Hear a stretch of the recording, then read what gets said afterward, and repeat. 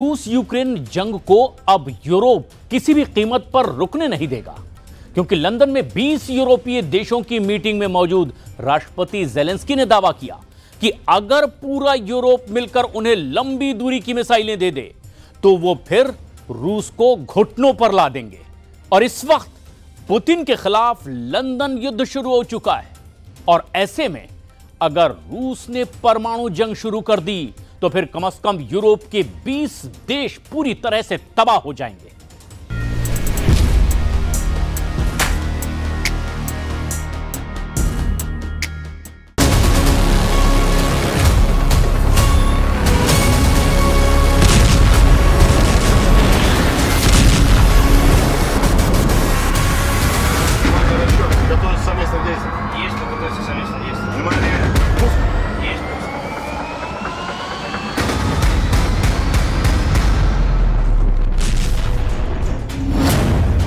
Putin के खिलाफ London युद्ध, 20 देशों से सीधे हमले शुरू।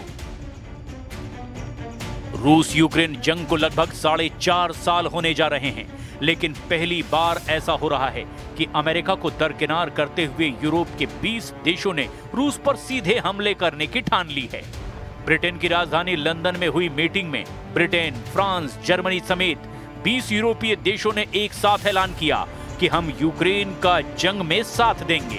ज़ेलेंस्की ने मीटिंग में ही उन हथियारों की मांग की जो अभी तक यूक्रेन को नहीं मिले हैं। खबरों के मुताबिक यूक्रेन को लंबी दूरी की क्रूज मिसाइल टॉम हॉक मिल सकती है, जबकि बाकी यूरोपीय देश भी रूस पर हमला करने के लिए यूक्रेन को टॉम हॉक जैसे मिसाइल देने को तैयार दिखाई दे रहे हैं। हैरानी की बात तो यह है कि फ्रांस यूक्रेन को बड़ी संख्या में मिराज फाइटर देने जा रहा है, जबकि 4 दिन पहले ही स्वीडन यूक्रेन को 150 ग्रिपेन फाइटर जेट बेचने का ऐलान कर चुका है। कुल मिलाकर रूस यूक्रेन युद्ध पूरी तरह से बेकाबू नजर आ रहा है। जब से ट्रंप ने रूसी तेल कंपनियों पर भारी और सख्त प्रतिबंध लगाने का ऐलान किया है, उसके बाद से ही पुतिन ने बारूदी बयानों से ट्रंप की बोलती बंद कर दी है। खबर तो यह भी है कि ट्रंप ने भी यह मान लिया है कि यूक्रेन के जिन इलाकों पर रूसी सेना पूरी तरह से कब्जा कर चुकी है, उन इलाकों को रूस से छीन पाना अब बेहद कठिन हो गया है।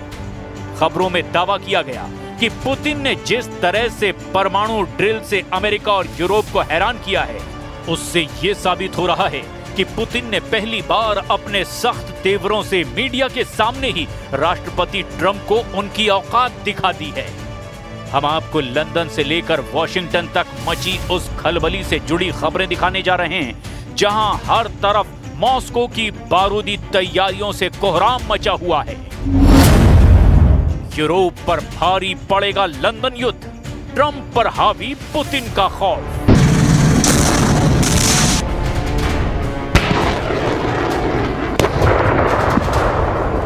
जिस वक्त लंदन में 20 यूरोपीय देशों के नेताओं के साथ Zelensky collision of the willing की मीटिंग कर रहे थे, ठीक उसी वक्त यूक्रेन के कम से कम 18 इलाकों पर रूस बेहद तूफानी हमले कर रहा था।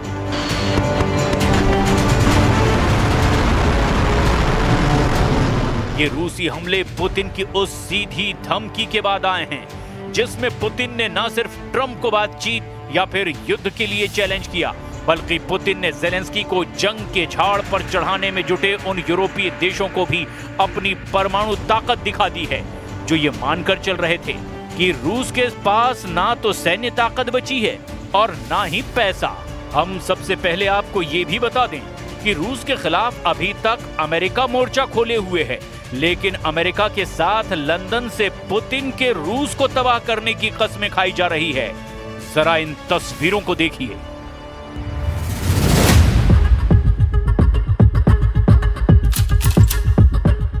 यूक्रेन के राष्ट्रपति ज़ेलेंस्की, ब्रिटेन के PM Keir Starmer, NATO chief mark रूटे और नीदरलैंड के प्रधानमंत्री डिक शूफ ने रूस और पुतिन के खिलाफ बेहद सख्त बयान और तैयारियों का ऐलान किया है।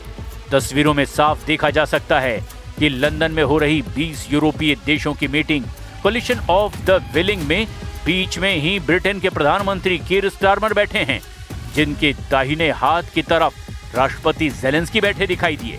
जबकि बाएं हाथ की तरफ नेटो चीफ मार्क रूटे बैठे हुए हैं। सभी उस टीवी स्क्रीन पर निगाहें जमाए हुए हैं जिसमें पेरिस में बैठे फ्रांस के राष्ट्रपति इमैनुअल मैक्रो और पूरी टीम के साथ मीटिंग में शामिल हुए। इस मीटिंग में रूस को जहां कमजोर, पुतिन को डरा हुआ और रूसी सेना को हारा हुआ बताया गया, तो वहीं दावा किया गया कि ज़ेलेंस्की के यूक्रेन को अब फाइटर जेट से लेकर टॉम हॉक जैसी मिसाइलें 20 देश मिलकर देंगे। इस कोलिशन ऑफ विलिंग मीटिंग में Germany, Italy, Britain, Romania, Bulgaria, Estonia, Latvia, Lithuania, Norway, Sweden, चेक रिपब्लिक, लग्जमबर्ग, आयरलैंड, पुर्तगाल, यूनान, Cyprus, Croatia, Slovenia, Albania, Montenegro, Canada, Japan, Australia, New Zealand, Australia, Iceland, Hungary, तुर्की, माल्टा और कई देश इसमें शामिल हैं। इस मीटिंग में नेटो चीफ मार्क रूटे ने दावा किया, राष्ट्रपति व्लादिमीर पुतिन के पास पैसा, सैनिक और विचार कम पड़ रहे हैं और अमेरिका द्वारा रूस पर लगाए गए नए प्रतिबंध उन पर और दबाव डाल रहे हैं। ज़ेलेंस्की ने मांग की रूस की सभी तेल कंपनियों पर प्रतिबंध लगाया जाए, जबकि फ्रांस के राष्ट्रपति इमैनुअल मैक्रो ने कहा कि वो यूक्रेन को मिराज जेट, नए एयर डिफेंस की क्षमता, लंबी दूरी की मारक क्षमता वाली मिसाइलें, ड्रोन और एंटी ड्रोन सिस्टम यूक्रेन को देंगे। मैक्रो ने बताया कि यूक्रेन को नई मिसाइलें दी जाएंगी और आने वाले हफ्तों में अतिरिक्त ट्रेनिंग भी दी जाएगी। In Ukraine, Putin is gaining little ground on the battlefield, and where there are marginal gains, they are coming at a huge price. Hundreds of thousands of Russians are dying for Putin's deluded aggression. Ukraine continues defending itself bravely, and our support to them is working. The truth is that Putin is running out of money, troops and ideas. President Trump said it very well. They should stop where they are now. And as soon as Putin felt pressure and the possibility of tomahawks appearing in Ukraine, he immediately declared his readiness to restart talks. But as soon as the pressure disappeared, he abandoned diplomacy again. So it's obvious for us what to do. We need more deep strike capabilities. जोश में Europe, सन्नाटे में Trump. अब सवाल ये उठता है कि लंदन में ज़ेलेंस्की के साथ एकजुट 20 यूरोपीय देश क्या रूस का मुकाबला कर पाएंगे? क्या कोलिशन ऑफ विलिंग का रत्ती भर भी असर पुतिन पर पड़ेगा? इसका जवाब है बिल्कुल नहीं, क्योंकि जब से ट्रंप ने रूस की तेल कंपनियों पर सख्त प्रतिबंध लगाए हैं, उसके बाद से यूक्रेन की राजधानी कीव पर रूस ने ताबड़तोड़ मिसाइलों और बमों से हमला किया है। दावा किया जा रहा है कि पूर्वी और दक्षिणी यूक्रेन के प्रांतों पर रूस के हमलों को 20 गुना तक बढ़ा दिया गया है। पुतिन ने भी अब परमाणु ड्रिल में शामिल होकर दिखा दिया कि रूस की यार्स परमाणु क्षमता वाली मिसाइल अमेरिका को मिनटों में तबाह कर सकती है। पुतिन के एटमी तेवरों को देखने के बाद से ही ट्रंप की बोलती बंद हो गई है और तेवर तो पूरी तरह से ढीले पड़े हुए हैं। 78% जीता यूक्रेन, सदमे में ट्रंप। लगभग 4 सालों से रूसी सेना यूक्रेन को रौंदती चली जा रही है। यूक्रेन के 4 प्रांत पर रूस का लगभग कब्जा हो चुका है। कुल मिलाकर यूक्रेन के 5 प्रांत पुतिन की मुट्ठी में हैं। लेकिन हैरानी की बात तो ये है कि ट्रंप को अमेरिका का राष्ट्रपति बने हुए 9 महीने से ज्यादा वक्त हो चुका है, लेकिन अभी तक ट्रंप पुतिन से यूक्रेन की 1 इंच जमीन भी नहीं छुड़वा पाए हैं। हैरानी की बात तो ये भी है कि ये हाल तब है जब यूक्रेन को 41 देशों से सीधी सैन्य सहायता और मदद मिल रही है। इसके बावजूद नेटो और अमेरिका मिलकर भी रूस को सीज फायर के लिए मजबूर नहीं कर पाए हैं, जिससे ट्रंप ने रूस पर सख्त प्रतिबंध लगाए। जब से ट्रंप ने रूस पर सख्त प्रतिबंध लगाए हैं, उसके बाद से हालात तो और ज्यादा खराब हो गए हैं। पुतिन ने परमाणु धमकी दी और ट्रंप को जब से सीधा चैलेंज किया है, उसके बाद से भी ट्रंप बयान देने लगे कि रूस से यूक्रेन की जमीन को वापस लेना लगभग नामुमकिन है। ट्रंप ने नया प्रस्ताव दिया कि जहां अभी लड़ाई चल रही है वहीं रुक जाए। खबरों के मुताबिक ट्रंप ने ज़ेलेंस्की से डॉनबास छोड़ने की अपील की और ट्रंप ने यह भी माना कि डॉनबास का 78% हिस्सा रूस के कब्जे में आ चुका है। हम आपको ये भी बता दें कि डोनेट्स्क और लुहांस्क को सामूहिक रूप से डॉनबास कहा जाता है, जहां सबसे ज्यादा युद्ध हो रहे हैं। रूस पूरे लुहांस्क और डोनेट्स्क के ज्यादातर हिस्सों पर कब्जा कर चुका है, जिसमें स्लोवियास्क और क्रामाटोर्स्क शहरों के आसपास के क्षेत्र भी शामिल हैं। खेरसोन और जापोरेजिया के लगभग 75% हिस्से पर भी रूस का नियंत्रण हो चुका है। We never discussed it. We think that what they should do is just stop at the lines where they are, the battle lines. You have a battle line right now. The rest is very tough to negotiate. If you're going to say, you take this, we take that, there's so many different permutations. So what I say is they should stop right now at the battle lines. Go home, stop killing people, and be done. What do you think should happen with the Donbas region then? Let it be cut the way it is. It's cut up right now. I think 78% of the land is already taken by Russia. You leave it the way it is right now. They can negotiate something later on down the line. But I said, cut and stop at the battle line. Go home. Stop fighting. Stop killing people.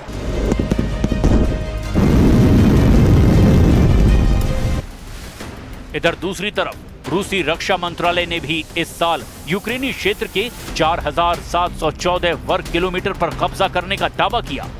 Washington स्थित think tank institute for the study of war यानी ISW का अनुमान है कि रूसी दावों का वास्तविक आंकड़ा 3,434 वर्ग किलोमीटर के करीब है। रूस कब्जे का ज्यादा इलाका बता रहा है। खबर है कि 25 से 29 सितंबर के बीच रूसी सेनाओं ने निप्रोपेट्रोव्स्क में कलिनोवस्काय और एस्टेपोवाय और डोनेस्क में डिरिलोवो, मेस्कॉय, सेंड्रीगोलोवो और किरोवस्क पर कब्जा करने का दावा किया। रूस की सेना ने सितंबर में यूक्रेन के 447 वर्ग किलोमीटर यानी 172.6 वर्ग मील क्षेत्र पर कब्जा कर लिया। अमेरिका के युद्ध अध्ययन संस्थान के विश्लेषण से पता चला कि जुलाई में 634 वर्ग किलोमीटर इलाके पर कब्जा करने के बाद ये गति धीमी हो रही है। रूस ने ICBM और क्रूज मिसाइल टेस्ट सहित परमाणु अभ्यास से कोहराम मचा दिया है। रूसी रक्षा मंत्रालय ने रणनीतिक परमाणु बल अभ्यास के तहत ICBM प्रक्षेपण का फुटेज भी जारी किया। खुद राष्ट्रपति व्लादिमीर पुतिन ने इसका निर्देश दिया और इस परमाणु बल के अभ्यास को देखा। क्रेमलिन ने बताया कि ICBM और क्रूज मिसाइल टेस्ट पूरी तरह से कामयाब रहे। ये परमाणु ड्रिल ऐसे वक्त में हुई है जब पुतिन की ट्रंप के साथ होने वाली बैठक टल गई है। वहीं नेटो ने अपने परमाणु अभ्यासों के जरिए रूस को ताकत दिखाने की कोशिश की है, लेकिन रूस ने अपनी परमाणु फोर्स से बाजी पलट कर रख दी है। राष्ट्रपति व्लादिमीर पुतिन ने 22 अक्टूबर को रूस की न्यूक्लियर फोर्स के जमीन, समुद्र और हवा में किए गए परीक्षण की निगरानी की ताकि उनकी तैयारी और कमान संरचना को परखा जा सके। इस परीक्षण में कॉस्मोड्रोम से जमीनी यार्ड ICBM मिसाइल को दागा गया। बैरेंट्स सागर में एक परमाणु पनडुब्बी ने सिनेवा बैलिस्टिक मिसाइल का परीक्षण शामिल किया। इसके अलावा रूस की लंबी दूरी की क्रूज मिसाइलें दागने वाले Tu-95 बमवर्षक भी युद्धाभ्यास में शामिल हुए। रूस की परमाणु फोर्स से पहले नेटो ने इसी महीने रूस में अपना सालाना परमाणु अभ्यास किया था, जिसमें F-35A लड़ाकू जेट और B-52 बमवर्षक विमानों के साथ 13 देशों के 90 विमानों ने हिस्सा लिया। President Zelensky, as you know today, and we had a very good meeting, very cordial meeting. In my opinion, they should stop the war immediately. You go by the battle line wherever it is, otherwise it's too complicated. You'll never be able to figure it out. You stop at the battle line, and both sides should go home, go to their families, stop the killing, and that should be it. Stop right now at the battle line. I told that to President Zelensky. I told it to President Putin. Thank you very much. 150 Gripen jet से जंग जीतेंगे Zelensky. दुनिया के लगभग सभी देश जानते हैं कि रूस की परमाणु ताकत के सामने दुनिया का कोई भी देश टिक नहीं सकता। इसीलिए अमेरिका भी 3.5 सालों से रूस पर सीधा हमला करने की हिम्मत नहीं जुटा पाया।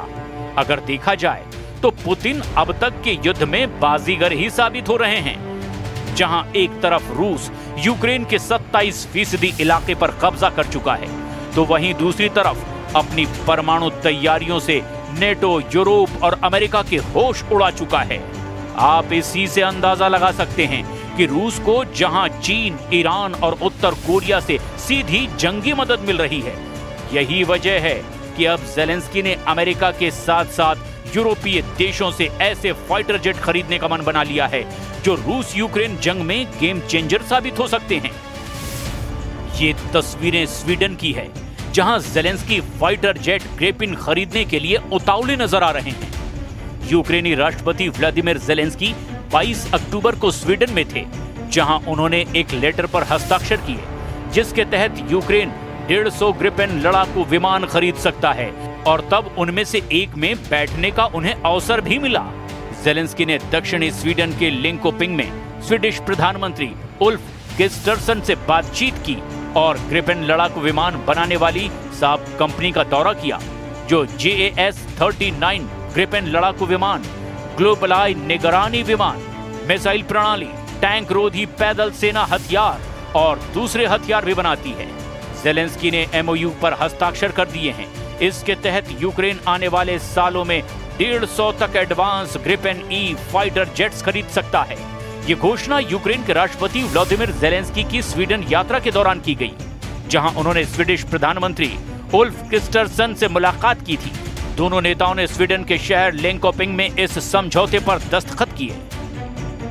ग्रिपेन ई एक आधुनिक 4.5 जनरेशन का मल्टी रोल फाइटर जेट है जो डिफेंसिव और ऑफेंसिव दोनों मिशनों को अंजाम देने में सक्षम है। यह हल्का और तेज विमान है।